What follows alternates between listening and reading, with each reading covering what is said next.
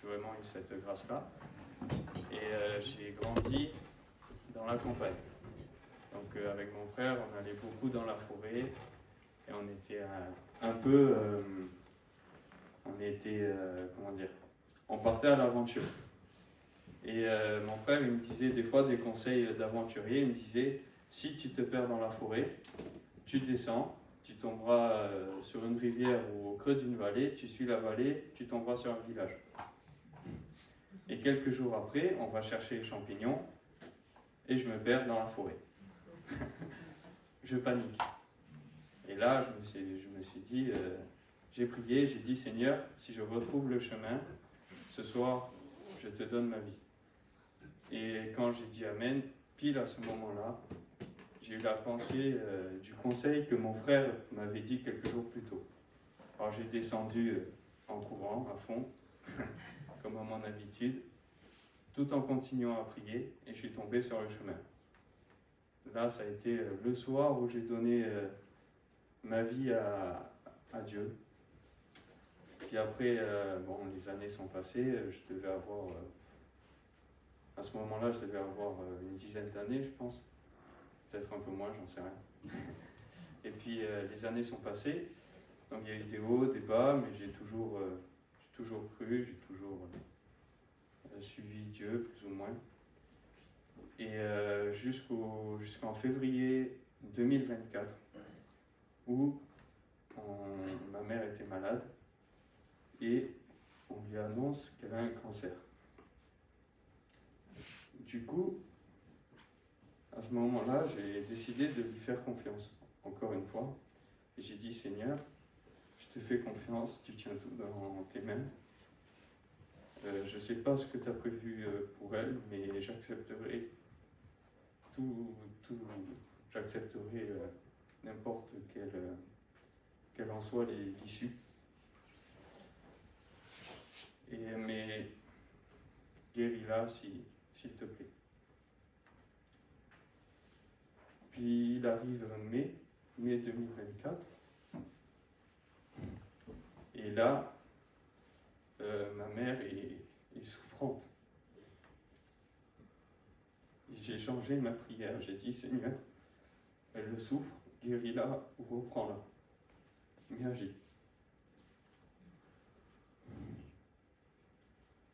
Et le Seigneur l'a reprise le 10 mai, à 23h. Ce soir-là, j'ai dit, Seigneur, je te fais confiance, toujours. Bien, je sais pas, ça va être difficile, et on aura tous besoin de toi.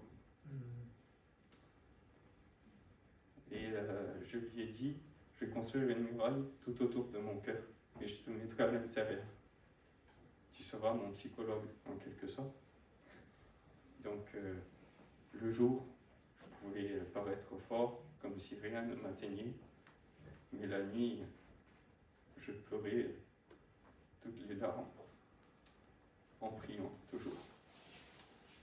Puis, on va dire que l'état de mon âme commençait à couler un peu, parce que forcément, le chagrin qui s'écoulait de mon cœur ne pouvait pas s'écouler à cause de la muraille. Il est arrivé juillet, où je suis parti en colonie. À cette colonie, il y avait une soirée témoignage. Et le premier cantique, c'était « Tu es le Dieu des miracles ». Et j'ai essayé de chanter, mais je n'ai pas réussi. J'ai dit « Seigneur, je le crois, mais je ne peux pas chanter ça. Je n'arrive pas. » Et on va dire que donc il y avait 5 témoignages qui étaient suivis du coup de 5 cantiques. Et les cantiques étaient, on va dire, comme des catapultes qui venaient balancer des rochers sur la muraille, qui commençaient à s'écrouler petit à petit. Et je disais, Seigneur, il faut que je trouve un temps seul, je ne veux pas me montrer devant les autres. Alors, s'il te plaît, agis. Puis ça a été la fin, donc je suis vite parti. Et puis il y a 2 amis qui m'ont suivi.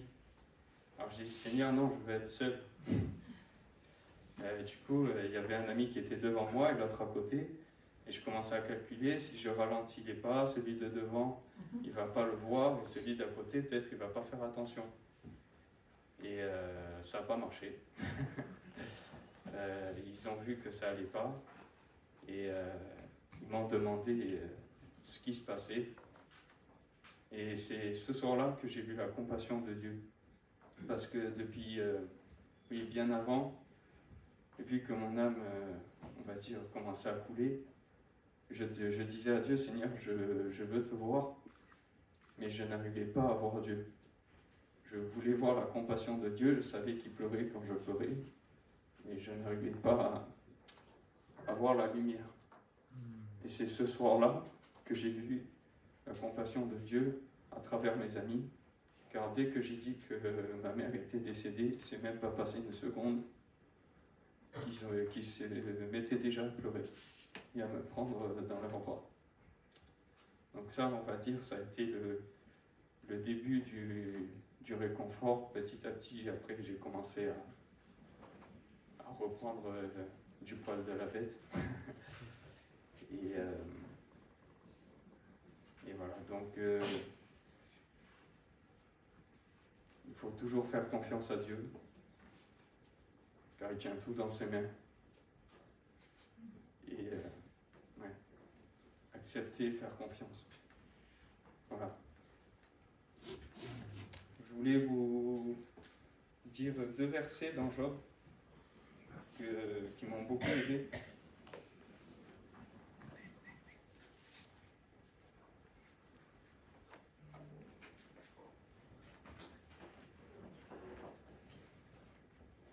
Le premier, c'est dans Job 2, c'est verset 10.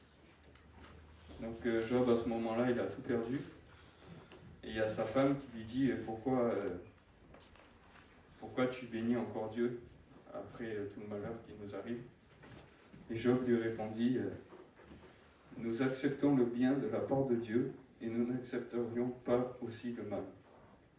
Donc ça m'a montré qu'il fallait faire confiance à Dieu. Et le deuxième, c'est dans Job 1, qui dit, l'Éternel a donné, l'Éternel a repris, que le nom de l'Éternel soit béni. Voilà. Merci.